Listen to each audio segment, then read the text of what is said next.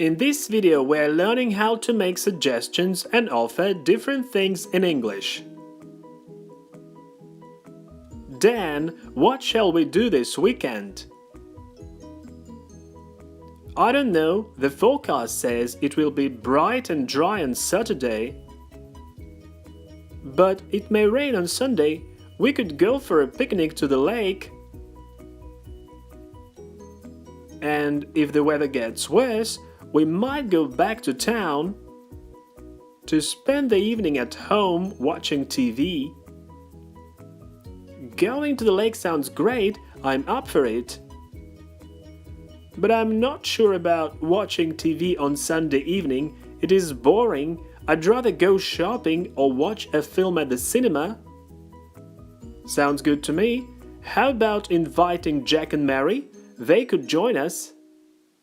Yes, let's do that. Dan, what shall we do this weekend? We use the modal verb shall when we ask for a suggestion. More examples. Where shall we go on holiday? Shall we stay home tonight? We could go for a picnic to the lake. We use the modal verb could or might when we are making a suggestion. Repeat after me. They could join us later. We might go to Prague together.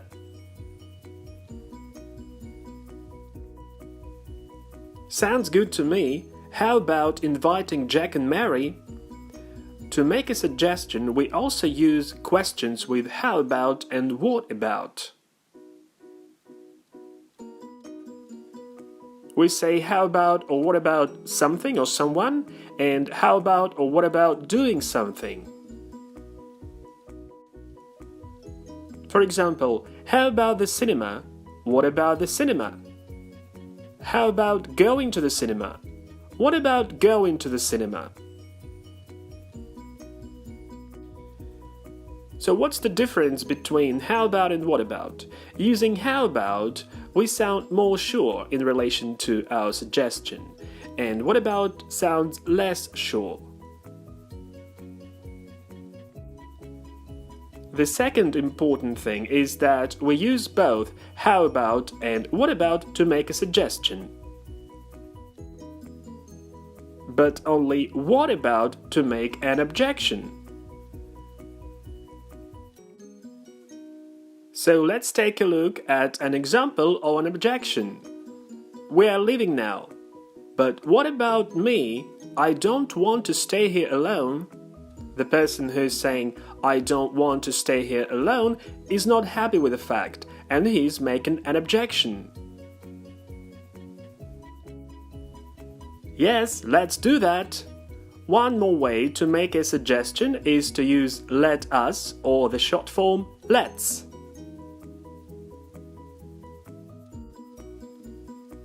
Repeat after me. Let's visit Colombia next year. Let's invite them to the party.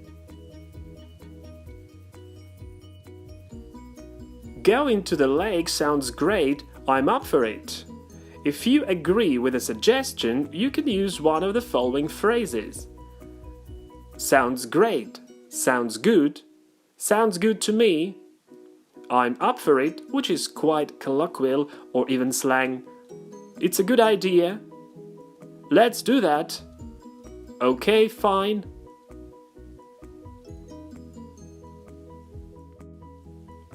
More examples.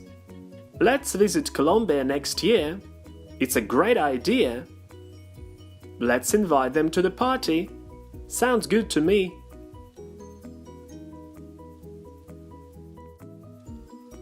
But I'm not sure about watching TV on Sunday evening, it is boring. When you disagree with a suggestion, you can use the following phrases. I'm not sure. I'm not sure about that. I don't think it's a good idea. You had better not, or we had better not, but you can more often hear the short form of this phrase. You'd better not, we'd better not.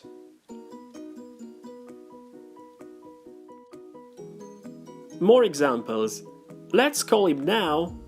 I'm not sure about that. How about inviting them to the party? We'd better not.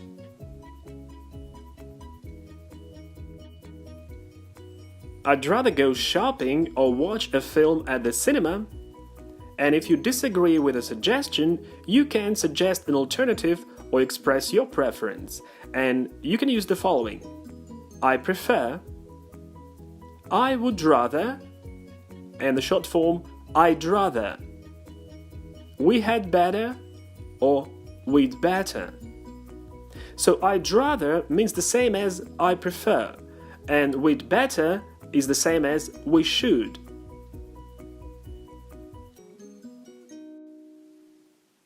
Let's go shopping tomorrow. I'm not sure about that. I'd rather stay at home, or I prefer to stay at home. Please pay attention that when we use prefer, we use the to infinitive, but when we use I'd rather or we'd rather, we use the bare infinitive. And the second dialogue. We could stay here for the night. I don't know. We'd better find a better place. So you see that the person is not happy with the idea and he's making a recommendation. So how to report other people's suggestions? What is Dan saying? We could go for a picnic to the lake. So Dan suggested going to the lake, or going for a picnic to the lake.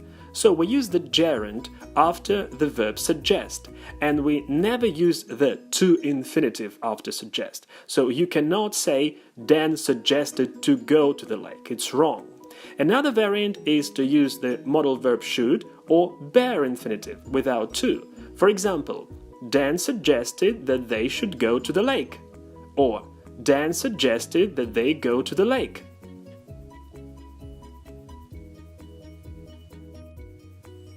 So what is the difference between a suggestion and an offer? When you suggest something, you express some idea or give advice for consideration, and then a decision is made. Sometimes it's a common decision. So Dan suggested going to the lake, and his friend agreed. But offering something, you're asking if someone would like something or would like to do something. So look at Jane. She says, would you like a cup of coffee? So she offered him a cup of coffee.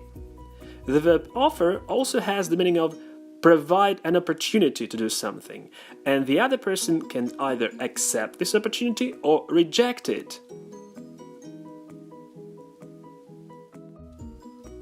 And one more important thing is how we use verbals after these verbs, so how we express an action. Repeat after me. He suggested going to the lake.